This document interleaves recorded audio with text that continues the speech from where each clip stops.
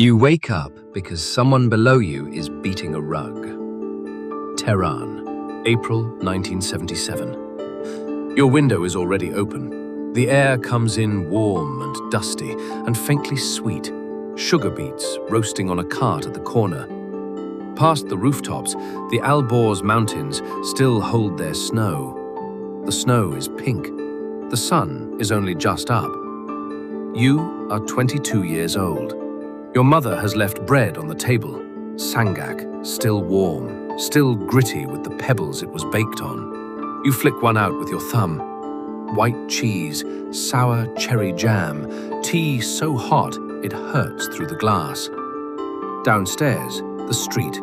A taxi goes past with the windows down and Googoosh coming out of the radio, and the driver is singing it badly, and he does not care.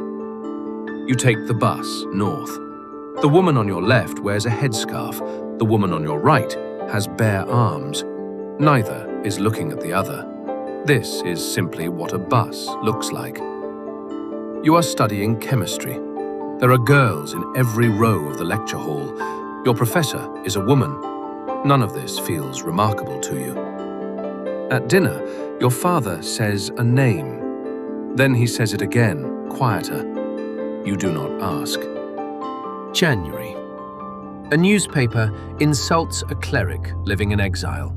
And in the city of Qom, the seminary students go into the street and the soldiers fire. 40 days later, there is a mourning ceremony for the dead in Tabriz, because that is when you mourn. 40 days. The soldiers fire there too. 40 days after that, another city, then another. The calendar has turned against the Shah. Every death buys a crowd, and every crowd buys more deaths. And the arithmetic never runs backwards. You keep going to lectures. This is the part nobody tells you about a revolution. Most of it, you are simply trying to get to class. August. In Abadan, someone locks the doors of a cinema and sets it on fire with the audience still inside.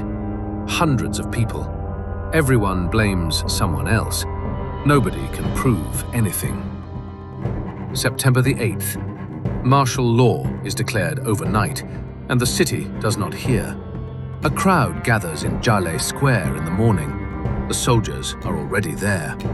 By autumn, the oil workers stop working. Then the power stations, and Tehran goes dark. Dark enough to see stars over a city of 4 million people. And in the dark, from the rooftops, it starts. One voice, then a street, then the whole city. Allahu Akbar. Your mother climbs up in her slippers. Your father goes up. You go up. You stand on your own roof in the cold, shouting into the black, with 1 million people you cannot see. You have never felt so free in your life. January the 16th, 1979. The Shah leaves. You are in the street when the news comes. Strangers handing out sweets, car horns, a man crying against a wall, and you cannot tell if it is grief or joy, and neither can he. 2 weeks later, a plane lands, and several million people come out to meet it. February the 11th. It is finished. The thing you wanted, you got. For 24 days, you live in a country that has not decided yet what it is going to be. Then, on the 7th of March, an announcement. Women are to cover their hair in government offices. You read it twice. The next morning is the 8th of March, International Women's Day. It was supposed to be a celebration. Tens of thousands of you come out instead, in the rain. Nurses in uniform, schoolgirls, factory women, your professor. Women in chadors, marching beside women with bare heads, because this was never actually about cloth. The signs say, "We did not make a revolution to go backwards." The signs say, "In the dawn of freedom, there is no freedom." You march for 6 days. And it works. The order is withdrawn. People tell you it was a misunderstanding. You go home hoarse and soaked and completely certain that you have won. You are 24. You are standing in the last week of the life you understood, and you do not know it. The order was withdrawn that week. It came back in pieces.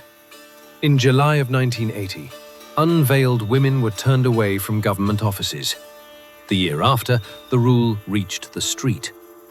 In 1983, Parliament wrote it into law and set the penalty at 74 lashes. The women who marched in the rain that March had staged the first mass protest against the new government less than a month after it took power. It would be 43 years before a crowd that size stood in the streets of Tehran over the same question.